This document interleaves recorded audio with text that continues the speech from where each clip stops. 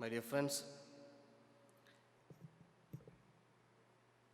if I say I met Mary, our blessed mother, you may be all surprised and begin to ask how and why, where, all these questions.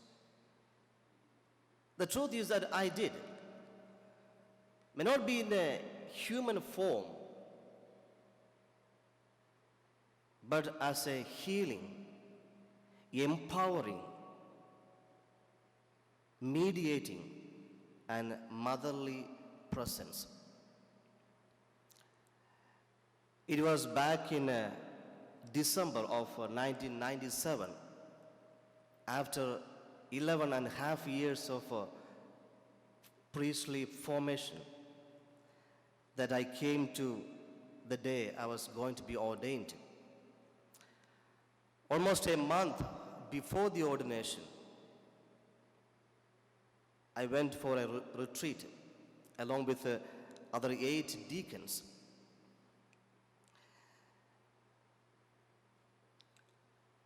The preacher was a very experienced man, intelligent, great preacher, and has been in the preaching ministry for nearly 50 years at that time. A religious. But from the very first talk that he gave on Sunday night, he challenged me. He challenged me like no one ever challenged me in my priestly formation of 11 and a half years. He came with the stories after stories. Stories from his own life. Stories that he heard from people. Stories that the priest shared about their own life and experiences and the struggles they go through. It shocked me the very first day. More than that, it frightened me whenever I thought about becoming a priest. But when I went into the seminary for formation, that was the only thing that I ever thought about it. Never thought of going to college. Wanted to become a Vincentian. But here I am, after 11 and a half years, being shocked and being frightened of becoming a priest. I was physically sick by the end of the second day. I had a high temperature. Couldn't sleep for 2 days. I had so much of body ache. I had so much of headache. And I was trying to ask myself, what is happening? I began to doubt myself. I began to doubt my call to be a priest. I began to doubt my own God. I began to ask my God, give me an answer. Tell me what I'm supposed to do. I began to pray, all kinds of prayer that I was taught by my parents and in the seminary. I began to read scriptures. I began to think intellectually. Nothing helped me until the 4th day of the retreat on a Thursday. I sat in the afternoon. No, I did a lot of gimmicks, to be honest with you. 3 days never slept. Going through so much of struggle, I went twice to the director to tell him I want to make a phone call to my parents and say, I'm done. I want to call my pastor and tell him, stop the preparation. I need some time more. And every time I went to his room, I couldn't meet him. Something or other happened. I had to go back to my room. After lunch, I lay down on my bed thinking that a little sleep would help me. I couldn't. There's a huge crucifix on the wall. I took that crucifix and put it on my chest. and said, give me some idea, give me some solution, tell me what you want to do. And after some time, the voice within me tells me to go to the chapel again.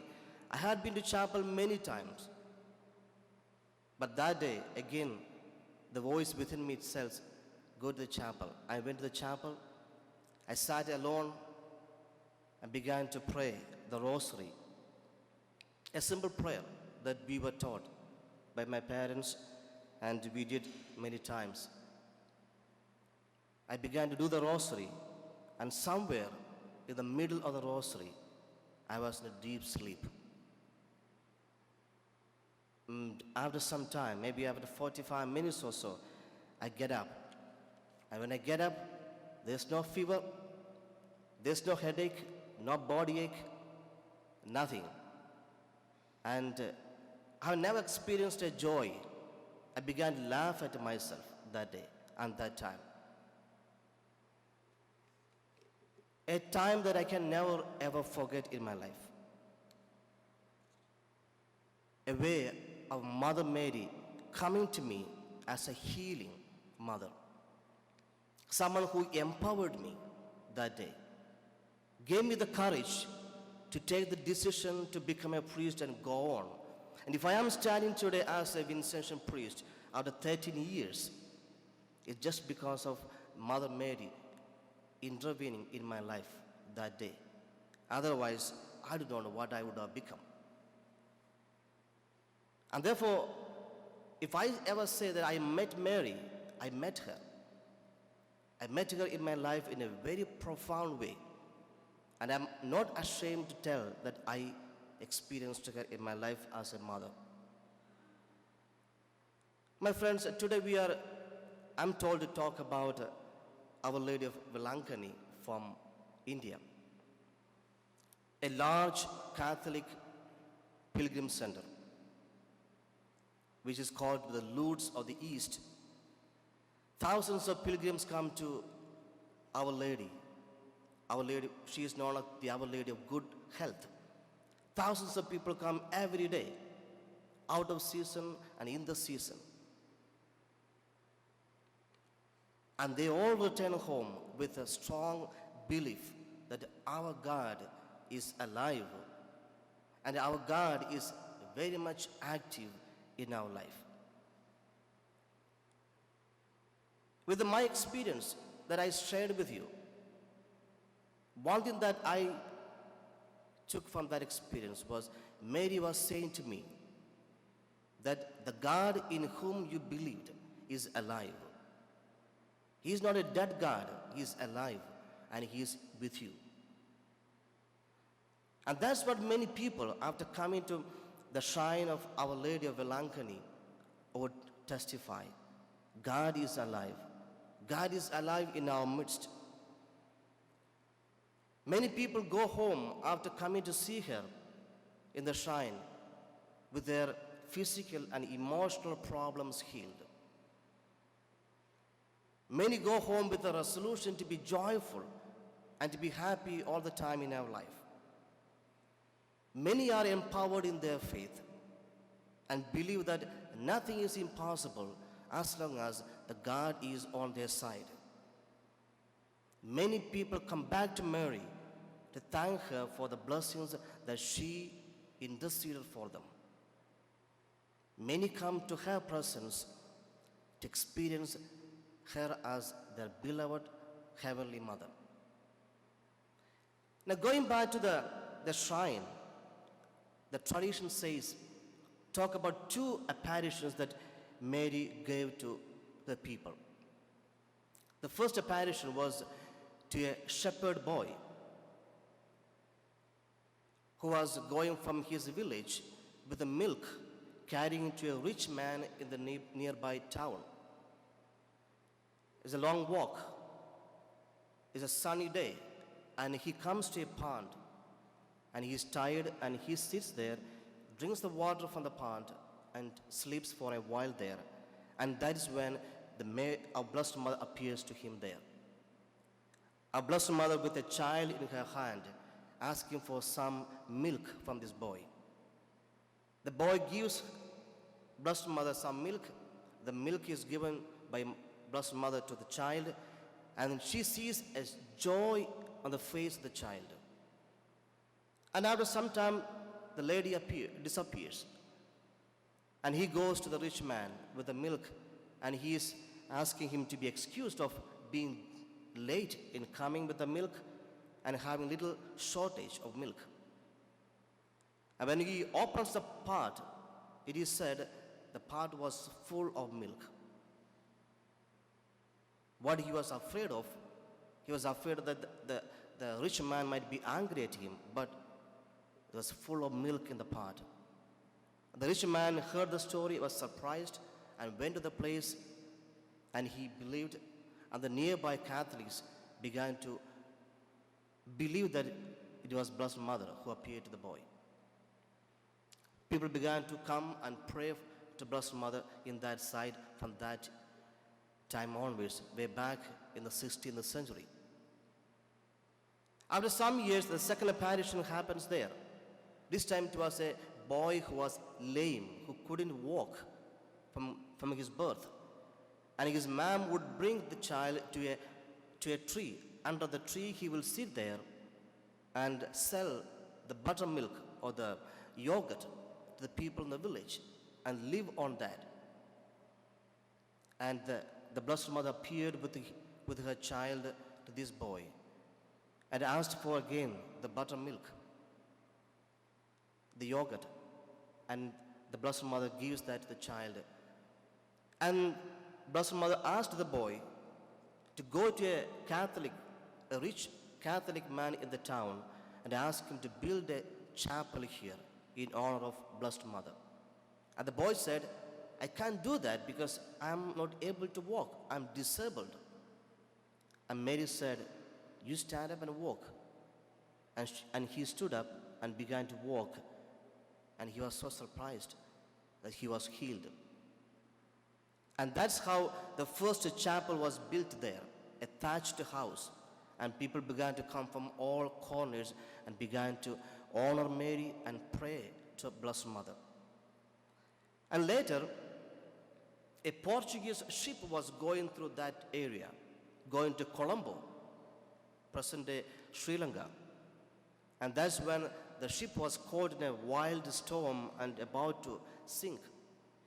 And they all the merchants in the ship were all Catholics, and they began to pray to Blessed Mother. And they finally said to Blessed Mother, if you take us to a land safely, we will build a chapel for you there. And the Blessed Mother landed them safely in the same place called Vailikanni, where they had this small thatched chapel. And they rebuilt that, and that's how it became a rather big chapel, and finally it became a parish in 1771. Today, millions of people come. Not only Catholics, it's a center for thousands of non-Catholics, non-Christians. As all of you know, India is known as a country with so many 80% Hindus and 13% Muslims. We are only 2.6%. But the number of people who come to see her are majority of them are non-Christians. It's a place where she brings everyone to know her son. As she gives her the warmth of her love, she also brings all these people to experience the love, the compassion that her son is ready to extend to them.